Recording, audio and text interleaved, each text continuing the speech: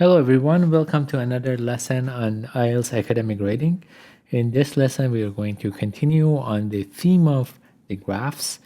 These are essentially task one, and this is the final type.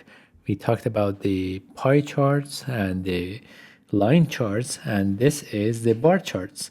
This is slightly different and different terminologies that you can use for either of these. That in the previous two we described the one specific to pie charts and line charts, and in this one we are going to talk about the bar charts. But generally speaking, the bar charts essentially very similar to the line chart, because in the line chart you get the increases or the decreases or the increases, and in this one also you get the same thing. However, there might be some differences. For example, in this one specifically that I show here, we have two categories. We have males and females. This is less common in the line charts. Line charts, essentially, it doesn't split it in half. But here it did, and it's fine, but it's a little bit different. So you just have to pay attention to the split here. But generally, let's say you see a decrease here, or you see an increase here, and you write similar to what you wrote about line charts. So without further ado, let's figure out what we can write about this bar charts. Again, first thing when it comes to describing the charts, zoom out a little bit and think about what is the chart itself is describing. And your first paragraph would be essentially stating what you wanna, what you are seeing from the graph. And in the next two or three paragraphs, you go into specifics. You write about any trends or any numbers that you see. And again, you don't have to go full details. You want to paint a general picture. So what do we see in this one? We essentially see the, let me highlight, we see men and women in the further education in terms of thousands. That detail might be important as well.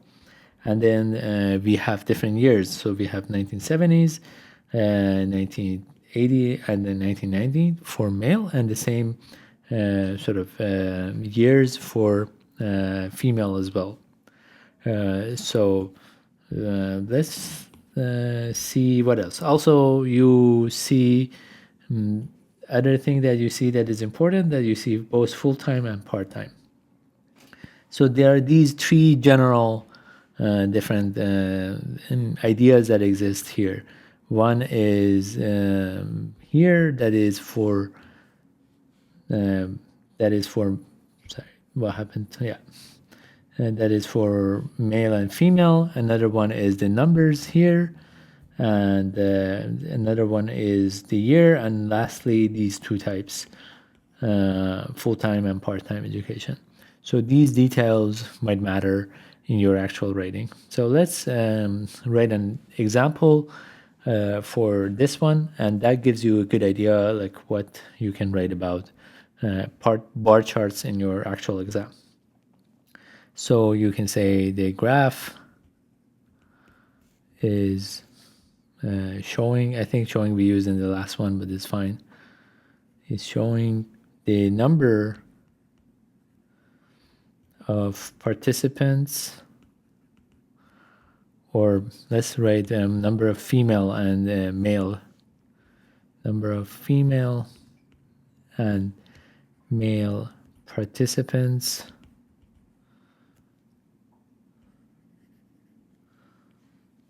in I guess full-time, or no, in further education,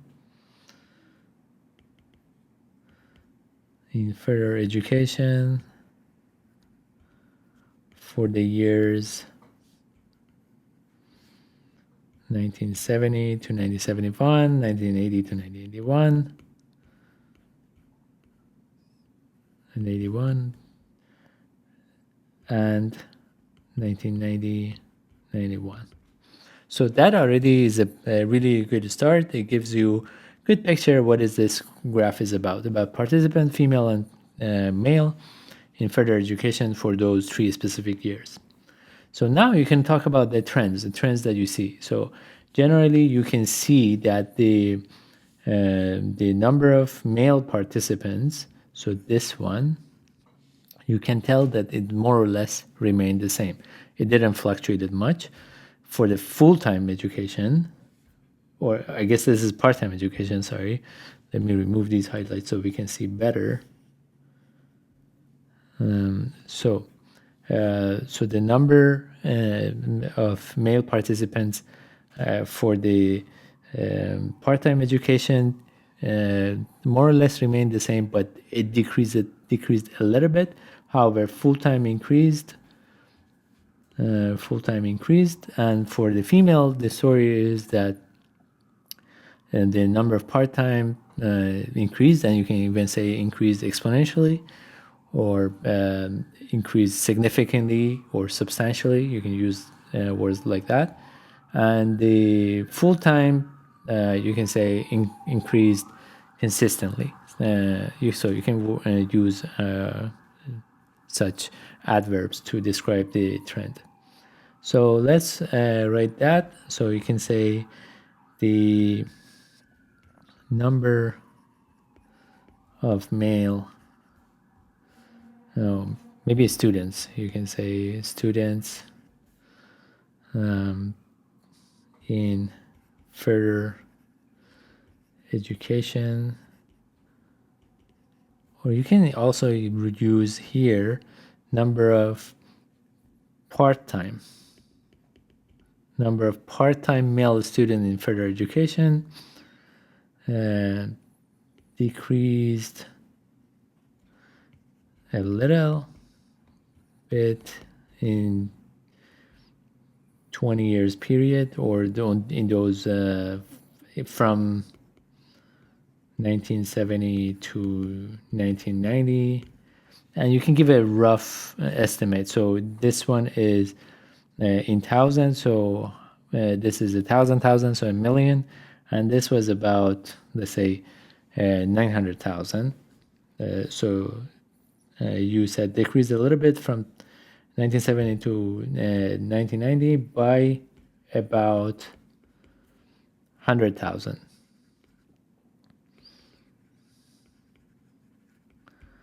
And then you describe the full-time education specifically. Let's go to the next page, and let me bring the image. So let's make it a little bit smaller. So what do we write? So we already write about the part-time. So now you can say, however, the number of part-time male students increased. And you can say increased substantially if you want. So from, let's say, about 100,000 to 200 or like 300,000.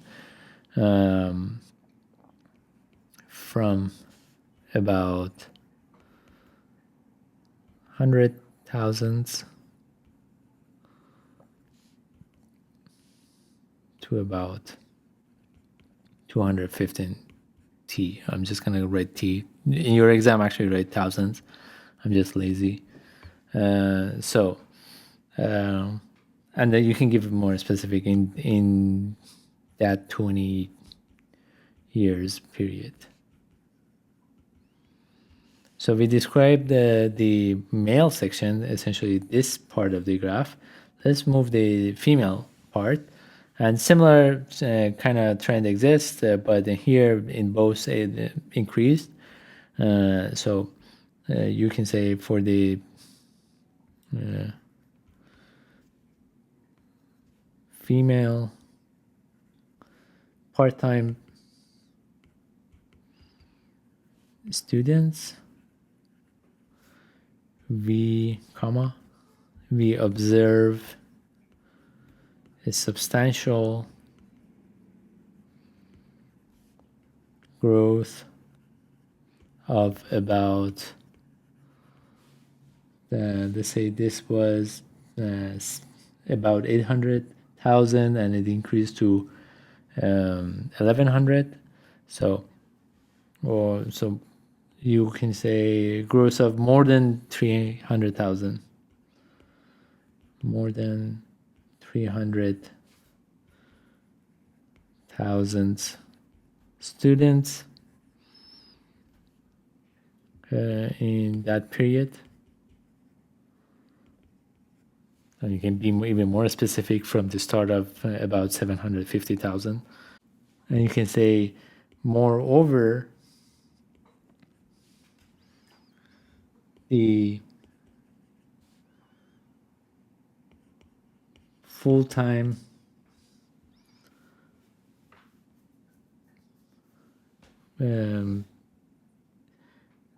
students or female students, you can be more specific, increased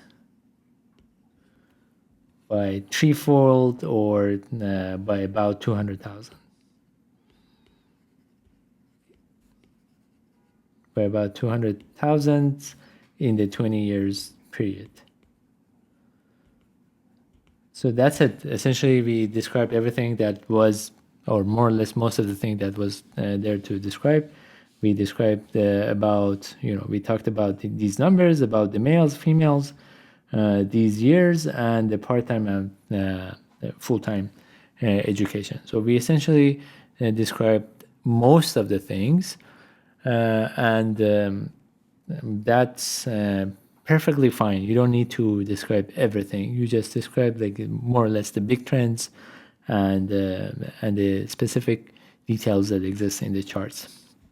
So now let's talk about another.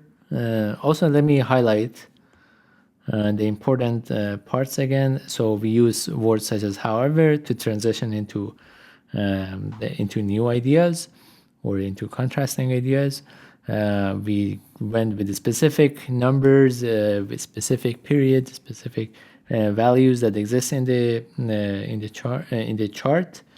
We use the observed or showed, the graph shows, or we observed. Also, moreover, to add more to your ideas, and again, specific numbers. So let's talk about another bar charts that is somewhat easier to describe. You just, again, have to, I'm not going to go into all the details here, but I'm just going to talk about the important details that you want to describe.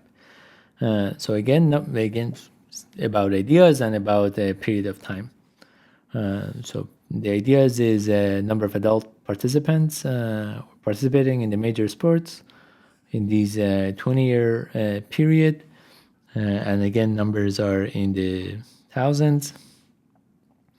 There are these different major sports that exist and these 2 years that they are compared. So again, first thing to do, zoom out and think about what is the graph is showing. So you can say the graph is showing number of adult participating, and you can copy from the title of the graph, in major sports for the years 1997 and 2017.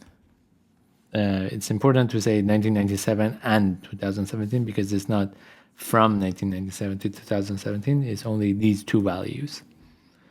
Now that you describe what is a graph is describing, so now you can go into the details. And again, there's a lot of details, but we don't want to go into all of it. So essentially, we can see that for example, for these two, the numbers didn't change that much. also tennis. So these three, the numbers didn't change that much. However, for football, rugby, cricket, and baseball, the numbers changed. So let me also choose another color. So we see for the basketball, football, and rugby, they increased in the 20 years period, and for the cricket, it dropped. So let's just describe that. So the short version would be we observe, or the graph is showing, or you can say generally for sports such as tennis, golf, and swimming, we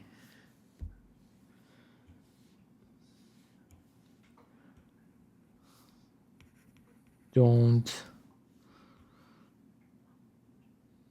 see significant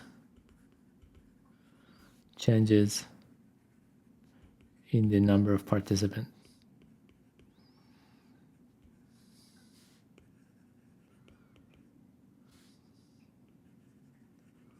However, for the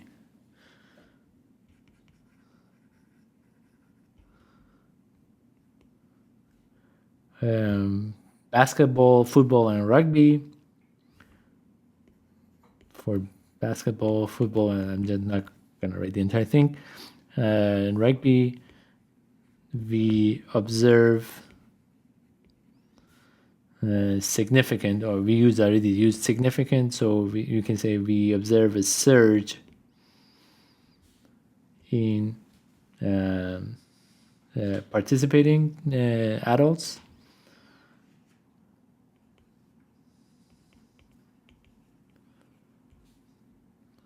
On the other hand, or in contrast,